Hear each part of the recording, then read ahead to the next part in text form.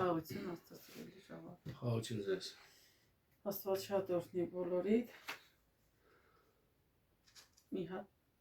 թեմա ունենք, մի քիչ տխուր թեմա է, տխրեցինք ճիշտ ասած։ Մի հոգի ոնց որ հիասթափված փորձել ենք գրել, չի պատասխանել։ Որոշեցինք կազմակերպենք sense հաղորդում էլի, sense խոսալ, միգուցե նայի, տենա իր գրածին, ինչ ենք արձագանքել։ Գրել այդ անձնավորությունը ես թաղում եւ անիծում եմ Հիսուսի տված կյանքը։ Թող որ իմ մարմնի վրա մահվան ոգին գա եւ թող այսօր լինի իմ կյանքի վերջին օրը։ Ինչ աստիճանի հիասթափված, հոգնած, սիրելի ես գրող անձնավորություն։ Եթե զանգեիք ինձի մանրամասը դեմ սենց ասած թեկուզ հեռախոսով էլի կխոսային, ավելի լավ կհասկանայինք իրար էլի, թե ինչից ելնելով եք դուք գրեետի, ինչ դաժան, ինչի մեջով եք անցել կամ հիմի ինչի մեջ եք, որ հիասթափվել եք կյանքից։ Գիտեք ինչ, հիասթափությունը ամենքի վրա գալիս է, կյանքի ընթացքում չկա մի մարդ, որ հիասթափված չլինի ինչ-որ մի բանից։ Հիասթափությունը, ես հիշում եմ մի հատ կինո եմ տեսել շատ վաղուց, այսինքն Ռուստամ և Զորաբը, բոլորս էլ տեսած կլինենք, որ Թուլատը խոսում է վատ բաների մասին, իր թուլատության, չարության մասին, Ռուստամն ասում է հիմար ամեն մի խավարին հաջորդում է լուսնկան պայծառ։ Այսինքն ամեն մի գիշերին,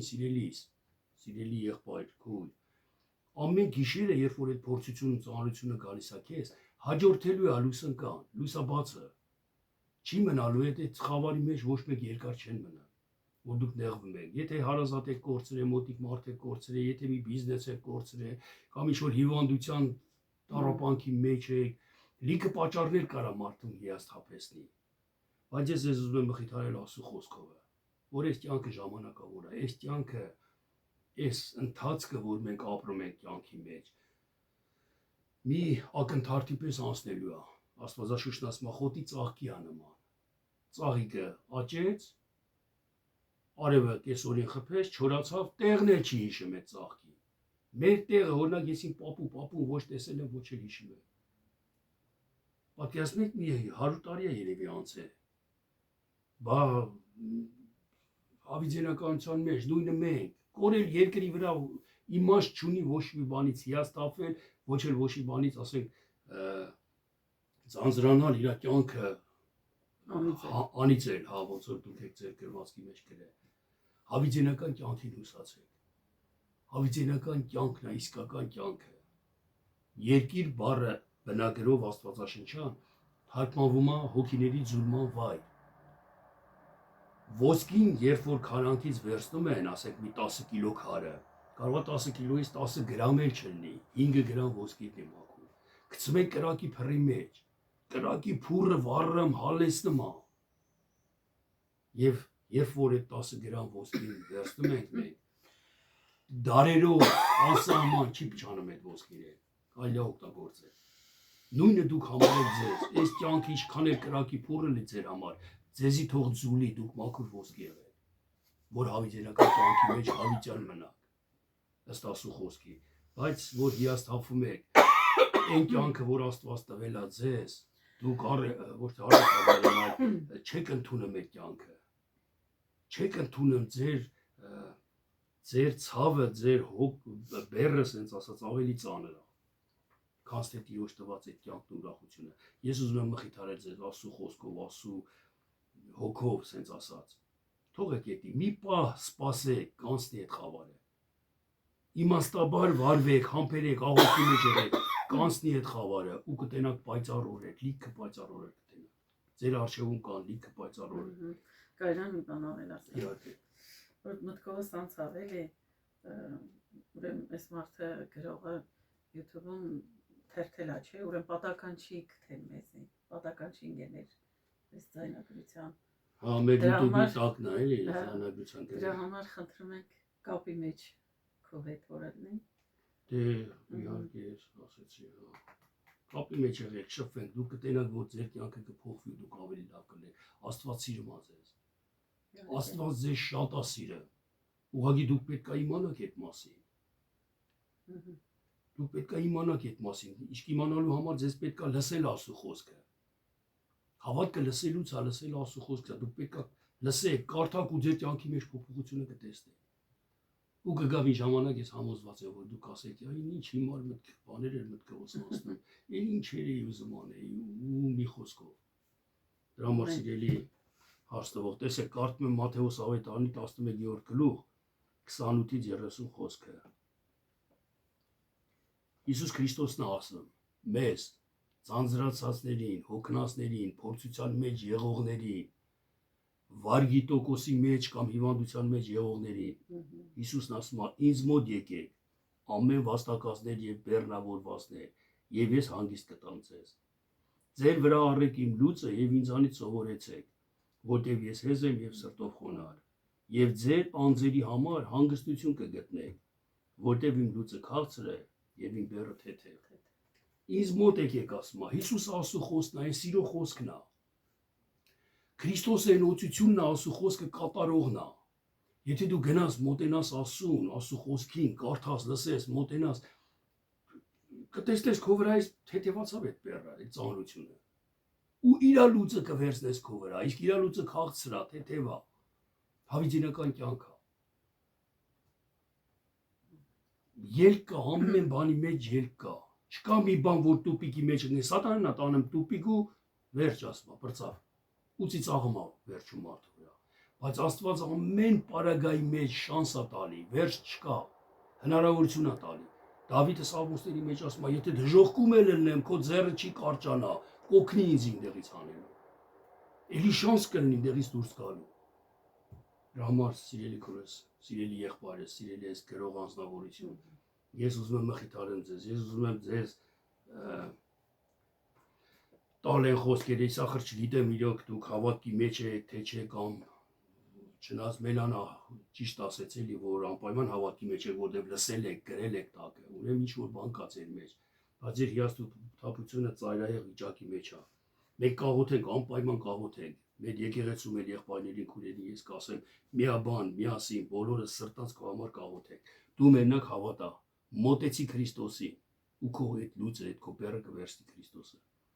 Հռոմեացիների 4-րդ գլուխ 18-ից 25 խոսքներ ես կարդամ,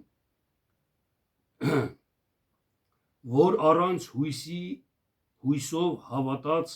թե շատ ազգերի հայր կլինի, այս էլ Աբրահամի մասին է, որ հույս չուներ Աբրահամը, բայց հավատաց Աստծո խոսքին,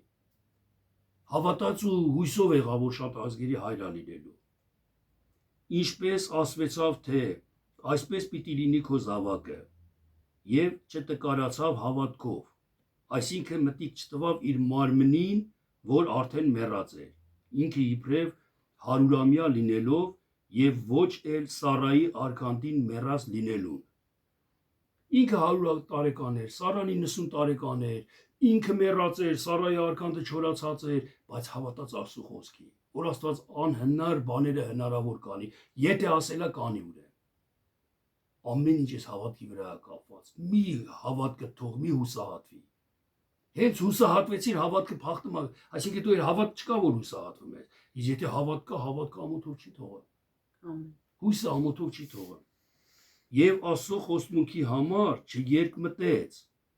անհավատությունով, այլ զորացավ հավատքով։ Եվ Աստծուն փառք տվավ, Աբրահամի մասին ասա։ Եվ իր մտքումը համոզված էր, թե նա, որ խոստացավ, կարող է եւ անել։ Նրա համար էլ արդարություն համարվեցավ նրան։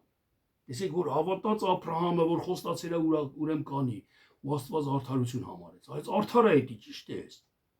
Դու հավատա, ես որ ասել եմ կանեմ։ Բայց ոչ միայն նրա համար գրվեցավ, թե նրան համարվեցավ արդարություն, այլ մեզ համար էլ, որ մեզ պիտի համարվի։ Մենակ Աբրահամի մասին չի ես խոսքը, մեր համար էլ է, մեր միջի հավատքի համար էլ է, հավատքը հենց հավատքը Աբրահամն է, հավատքի սկիզբը մեր մեջ Աբրահամն է, մեր հավատքի համար էլ ասեմ,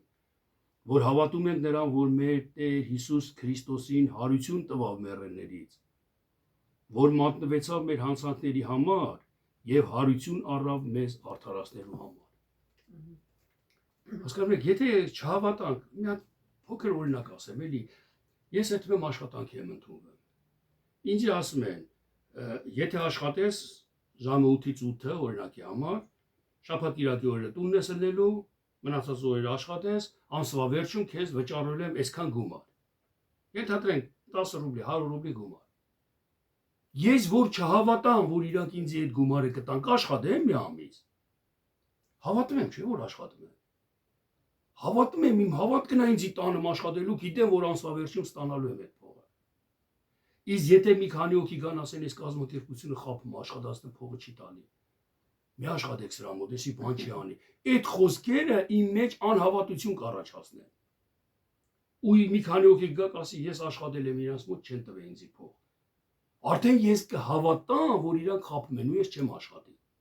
Ես արդեն չեմ հավատա, որ փողը կստանամ ամսվա վերջում, ինձ էլ են խաբելու։ Հավատքը, դե մեկ ինչ բան է, մենք ամեն ինչ հավատքով ենք անում։